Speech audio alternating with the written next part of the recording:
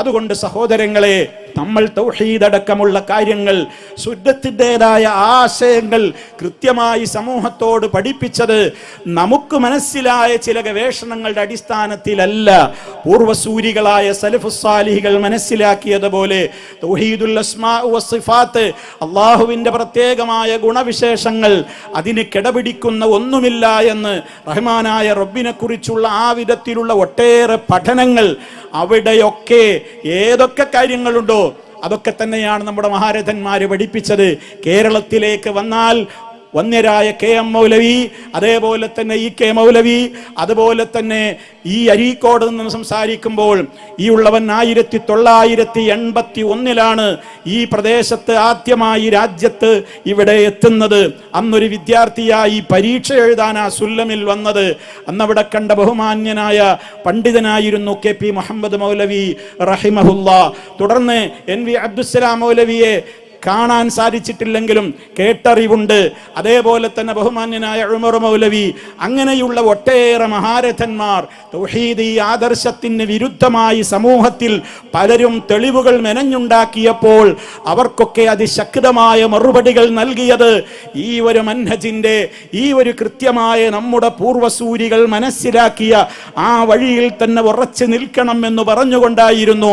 Jamia സലഫിയയിൽ K P. Muhammad മൗലവിയുടെ ഹദീസ് ക്ലാസുകൾക്ക് ഇരുന്നു കൊടുത്തിട്ടുള്ള ഒട്ടേറെ പീരീഡുകളിൽ ബഹുമാന്യനായ വന്യനായ കെ.പി. മുഹമ്മദ് മൗലവി വളരെ കൃത്യമായി അന്ന് വിശദീകരിച്ചിട്ടുണ്ടായിരുന്നു.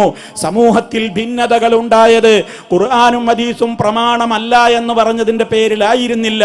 അതാണെന്ന് പറയുകയും എന്നിട്ട് അതിലെ ആശയങ്ങൾക്ക് നേർവിപരീതമായി സ്വന്തം ബുദ്ധിയുടെ മൂശയിൽ വാർത്തെടുത്തിട്ടുള്ള പൊരുളുകൾ ഈ സമൂഹത്തിലേക്ക് കൊണ്ടുവന്നതാണ് ഇവിടെ ഖവാരിജകളുടെ ഉത്ഭവമെന്നും ഷിയാക്കളുടെ ഉത്ഭവമെന്നും അതേപോലെ തന്നെയുള്ള ഒരുപാട് മുഅ്തസിലത്തിന്റെ ഉത്ഭവമെന്നും മൗലവി എപ്പോഴും വിശദീകരിക്കാറുണ്ടായിരുന്നു. ഇന്നും ആ നോട്ട്സുകൾ നമ്മുടെ കൈകളിലുണ്ട്. അരീക്കോട് നിന്ന് സംസാരിക്കുമ്പോൾ ഷിയായിസത്തിന്റെ ഒരുപാട് മാറാപ്പുകൾ കേരള മുസ്ലിമീങ്ങളുടെ ഇടയിലേക്ക് ഇസ്ലാമിക് ഫൗണ്ടേഷൻ എന്ന പേരിൽ മഹാരഥന്മാരായ സഹാബാക്കളെ പലരെയും കാട്ടുകള്ളന്മാരായി ചിത്രീകരിച്ചുകൊണ്ട്, അതേപോലെ തന്നെ ഒരു ദീനാറിനും അരദീനാറിനുമൊക്കെ വേണ്ടി മഹാനായ നബി സല്ലല്ലാഹു അലൈഹി വസല്ലമിന്റെ മേൽ കള്ള ഹദീസുകൾ നിർമ്മിച്ചുകൊണ്ട് ഹദീസ് നിർമ്മാണത്തിലൂടെ പണമുണ്ടാക്കിയവരാണെന്ന് വരെയുള്ള ഒട്ടേറെ ദുരാരോപണങ്ങൾ എഴുതിവിട്ട പ്രസ്സുള്ള നാടാണിത്. നമ്മൾ മനസ്സിലാക്കണം. അങ്ങനെ ഈ സമൂഹത്തിലേക്ക് പലതും കുടിയേറി വന്നപ്പോഴൊക്കെ പ്രതിരോധം തീർത്തത് കൃത്യമായ ആ മുൻഗാമികളുടെ വ്യാഖ്യാനങ്ങളുടെ വെളിച്ചത്തിൽ തന്നെയാണ് എന്ന് നമ്മൾ മനസ്സിലാക്കണം. അതിൽ നിന്ന് വിട്ടുപോയാൽ എവിടെയും അപകടങ്ങളാണ് ഉണ്ടാവുക.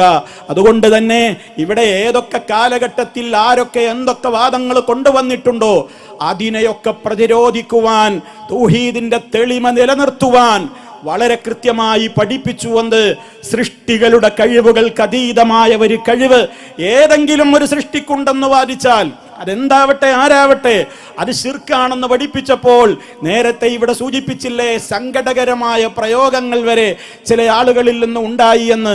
അവർ തിരുത്തുമായിരിക്കാം, ഒരുപക്ഷെ അബദ്ധം സംഭവിച്ചത് തന്നെയായിരിക്കാം, അവരൊക്കെ അന്ന് മുസ്ലിയാക്കളല്ലേ എന്ന്. അങ്ങനെ ലാഘവ ബുദ്ധിയോടെ പറഞ്ഞു ഒഴിവാക്കാവുന്ന പ്രശ്നമാണോ പ്രിയമുള്ളവരേത്?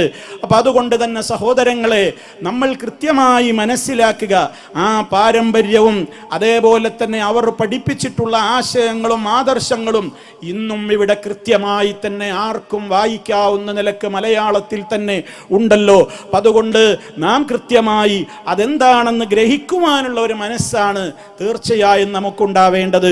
നമുക്കാരോട് വാശി, നമുക്കാരോട് വൈരാഗ്യം, എല്ലാവരും ഏത് വിഭാഗമായിരുന്നാലും എല്ലാവരും സ്വർഗത്തിലെത്തണം എന്ന് മോഹമുള്ളവർ തന്നെയാണ്. പക്ഷേ മനസ്സിലാക്കിയെടുത്ത് വരുന്ന പിഴവുകൾ അത് കൃത്യമായി മനസ്സിലാക്കുമ്പോൾ മനസ്സിലാക്കുമ്പോൾ ഇതുവരെ നമ്മൾ തെറ്റിദ്ധരിച്ചതായിരുന്നു എന്നുള്ള ഒരു വശത്തിലേക്ക് എത്തും. തീർച്ചയാണത്. അതിനല്ലേ മഹാനായ നബി സല്ലല്ലാഹു അലൈഹി വസല്ലം ഏത് ദിവസവും നമ്മൾ തുടങ്ങുമ്പോൾ, നമ്മൾ രാത്രിയിൽ എഴുന്നേറ്റുകൊണ്ട് നിസ്കരിക്കാൻ വേണ്ടി തഹജ്ജുദിന് നിൽക്കുമ്പോൾ അള്ളാഹുവിനോട് നമ്മൾ മനസ്സുരുകിക്കൊണ്ടൊരു തേട്ടം തേടേണ്ടതുണ്ട്. അത് നബി സല്ലല്ലാഹു അലൈഹി വസല്ലമ തേടിയ പ്രാർത്ഥനയാണ്. അല്ലാഹുമ്മ റബ്ബ ജബ്രായീല വ മീകായീല വ ഇസ്രാഫീൽ ഫാത്തിറസ് സമാവാതി വൽ അർള് أنت تحكم بين عبادك فيما كانوا فيه يختلفون اهدني لما اختلف فيه من الحق بإذنك إنك تهدي من تشاء إلى صراط مستقيم. എനിക്കെന്നോടും എൻ്റെ ശബ്ദം ശ്രവിക്കുന്ന എല്ലാ സഹോദരീ സഹോദരങ്ങളോടും പറയാനുള്ളത്, നമ്മൾ അള്ളാഹുവിനോട് മനസ്സറിഞ്ഞുകൊണ്ട് മറ്റുള്ള എല്ലാ മുൻധാരണകളും അങ്ങ് മാറ്റിവെച്ചിട്ട് അള്ളാഹുവേ എന്ന് പറഞ്ഞിട്ട് റഹ്മാനായ റബ്ബിൻ്റെ ഗുണവിശേഷണങ്ങളൊക്കെ തവസ്സുലാക്കിയിട്ട് അവനോട് നമ്മൾ പറയുന്നുണ്ട്. ലോകത്ത് അഭിപ്രായ വ്യത്യാസങ്ങൾ നിരവധിയാണ്, പലതും പുതിയത് വന്നുകൊണ്ടിരിക്കുന്നുമുണ്ട്.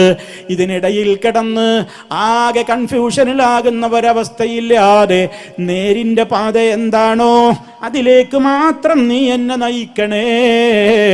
അതിന് കഴിവുള്ളവൻ അഥവാ ഹിദായത്ത് നൽകാനും നൽകപ്പെട്ട ഹിദായത്ത് മരണം വരെ നിലനിർത്താനും കഴിവുള്ളവൻ ഏകനായ റബ്ബേ നീ മാത്രമേയുള്ളൂ.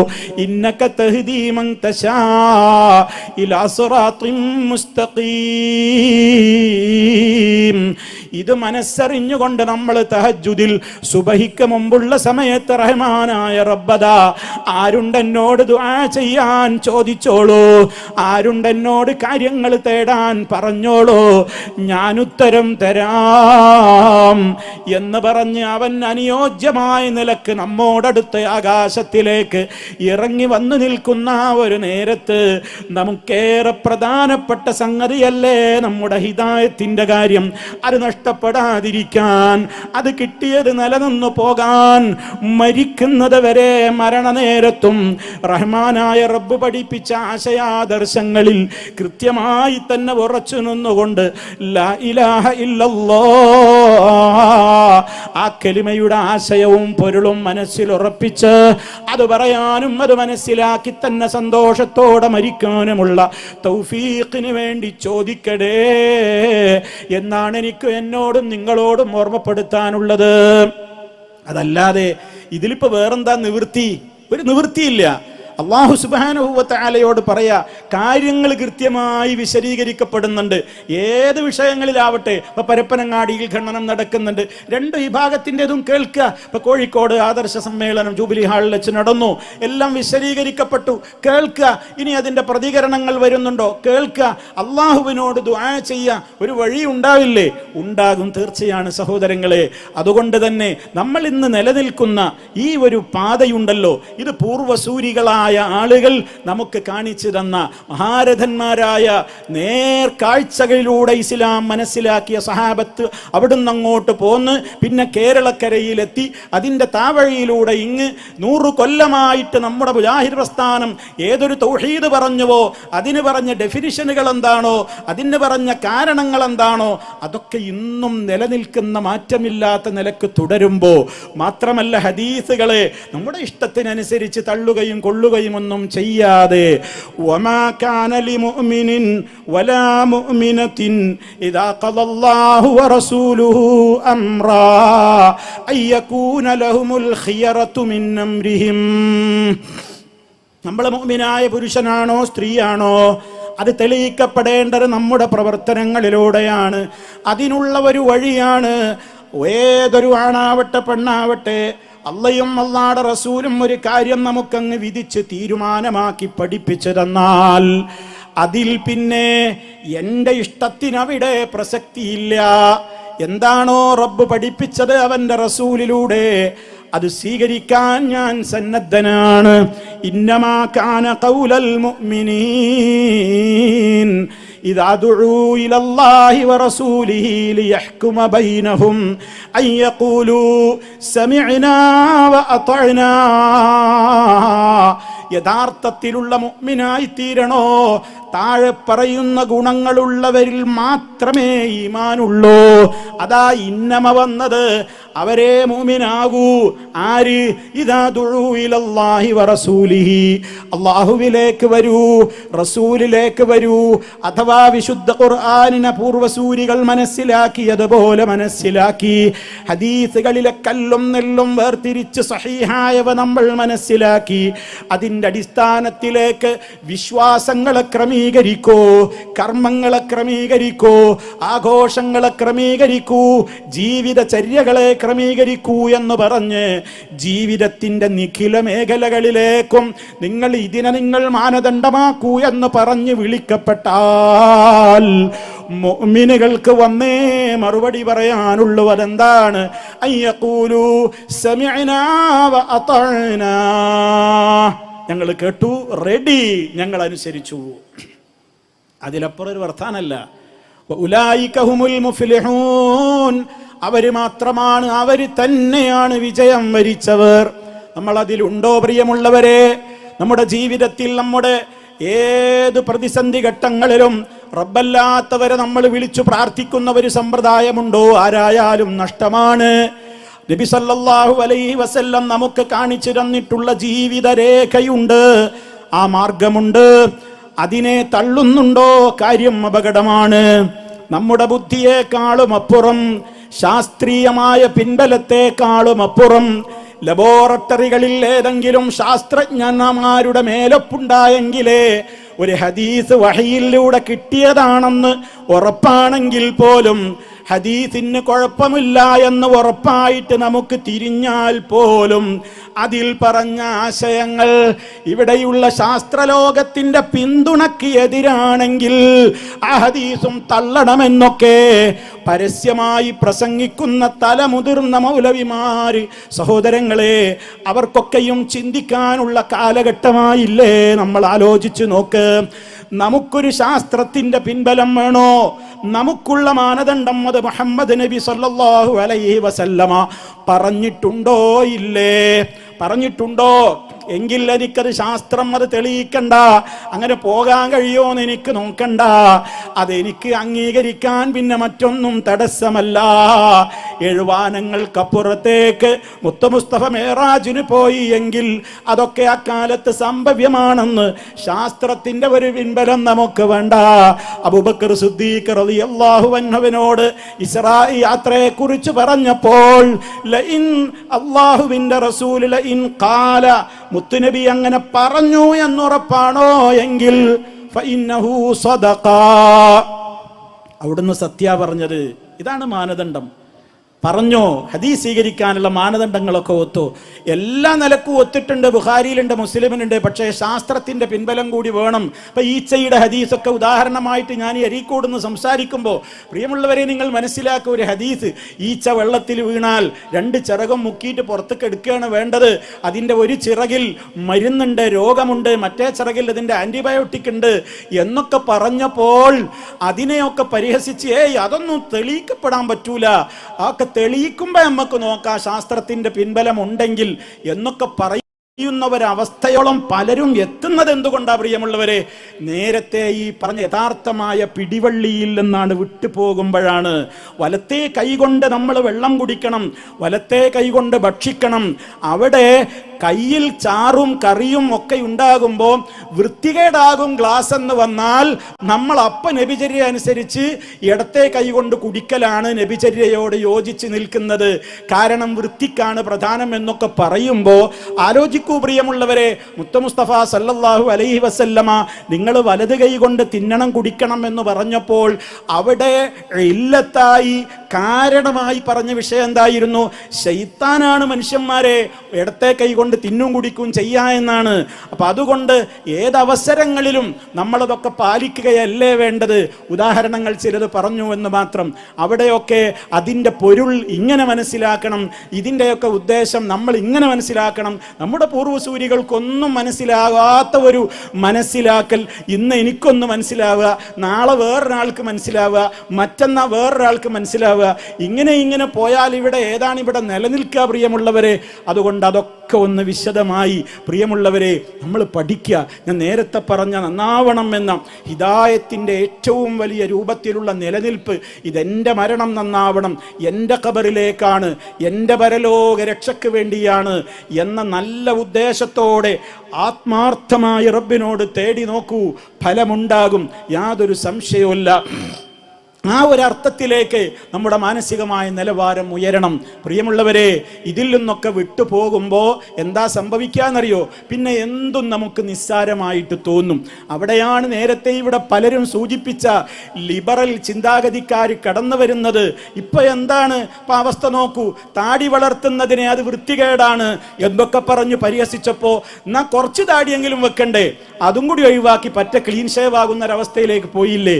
അതുപോലെ തന്നെ ഓരോ കാര്യങ്ങളിലും ഒക്കെ ഇപ്പൊ വൃത്തിയാണ് പ്രധാനം എന്ന് പറഞ്ഞിട്ട് ഒരു കല്യാണ സദസ്സിലോ എവിടെയെങ്കിലും പോയാൽ ഒക്കെ ഇടത്തെ കൈകൊണ്ട് പറയുമ്പോൾ ഡിസ്പോസിബിൾ ഗ്ലാസ് ആണ്, അതങ്ങ് തട്ടി തള്ളിക്കളയുന്നതാണ്. ഡിസ്പോസിബിൾ ബോട്ടിലാണ്, അതങ്ങ് പിന്നെ ഒഴിവാക്കുന്നതാണ്.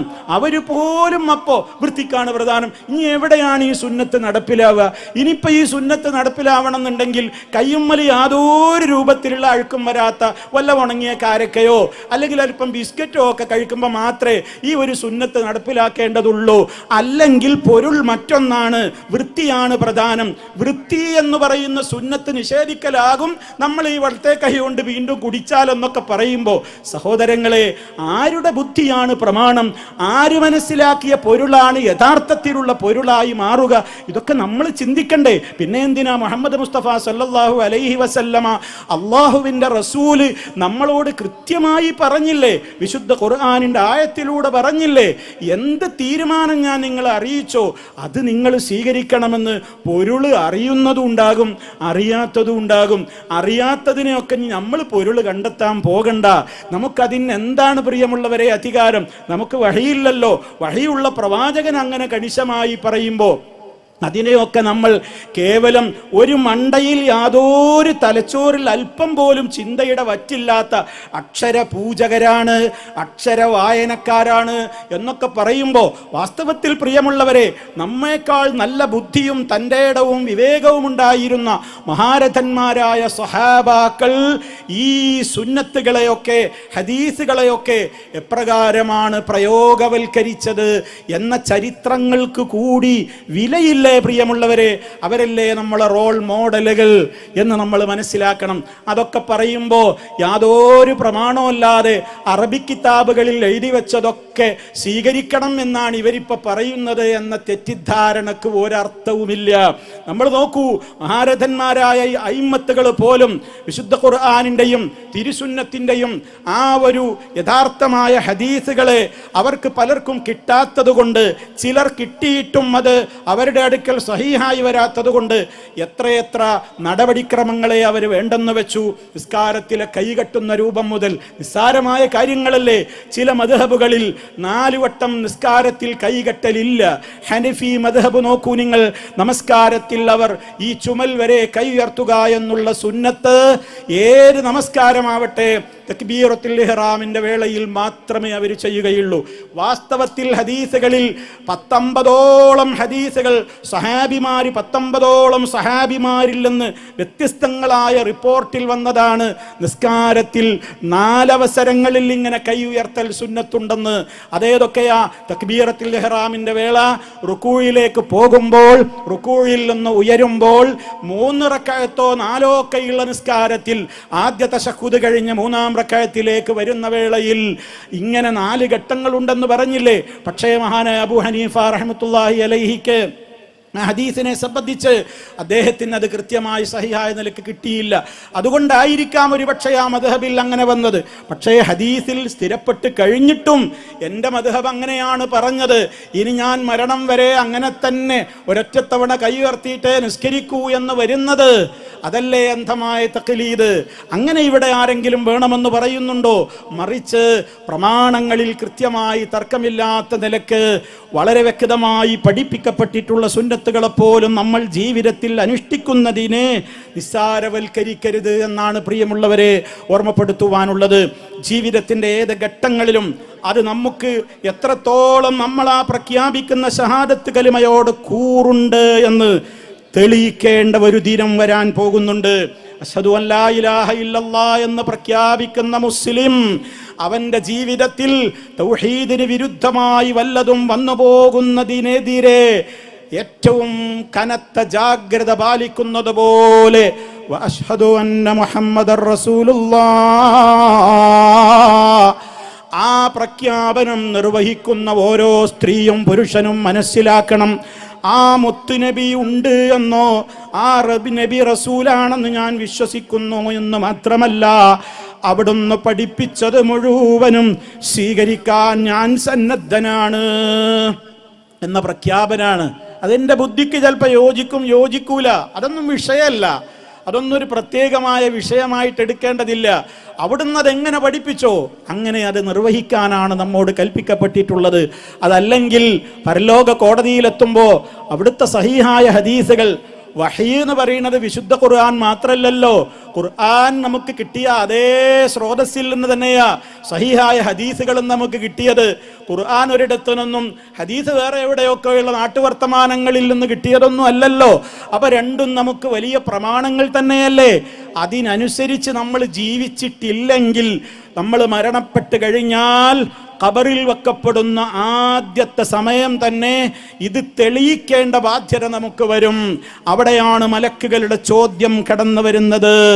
ഞാൻ പ്രിയമുള്ളവരെ ദീർഘിപ്പിക്കുകയല്ല, നിങ്ങൾ ആലോചിക്കാൻ പറയുകയാണ്. ഈ സംസാരിക്കുന്ന ഞാനോ നിങ്ങളുടെ കൂട്ടത്തിൽ ആരോ എവിടെ വെച്ച് എപ്പോൾ മരിക്കുമെന്ന് നമുക്കറിയില്ല.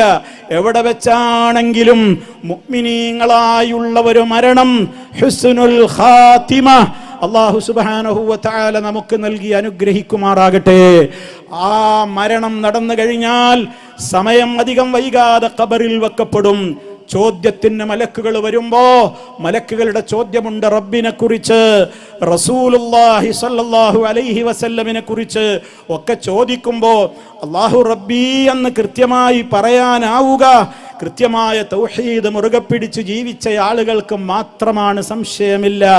മുഹമ്മദ് നബി സല്ലല്ലാഹു അലൈഹി വസല്ലമിനെ കുറിച്ച് ചോദിക്കുമ്പോ നിനക്കെന്തറിയാമെന്ന് ചോദിക്കുമ്പോ നല്ല ദൃഢമായ വിശ്വാസത്തോടുകൂടി ആരാണ് മുഹമ്മദ് നബി സല്ലല്ലാഹു അലൈഹി വസല്ലം എന്ന ചോദ്യത്തിന് അള്ളാഹുവിൻ്റെ മലക്കുകളുടെ മുമ്പിൽ അത് ഞങ്ങളുടെ നബിയായ മുഹമ്മദുൻ സല്ലല്ലാഹു അലൈഹി വസല്ലമാണ്. ജാഅനാ ബിൽ ബയ്യിനാതി വൽ ഹുദാ, ഞങ്ങൾക്ക് നേർമാർഗവും അതിനുള്ള തെളിവുകളും സലക്ഷ്യം വിശദീകരിച്ച് തന്നുകൊണ്ട് ഞങ്ങളിലേക്ക് അയക്കപ്പെട്ട നബിയായിരുന്നു അത്.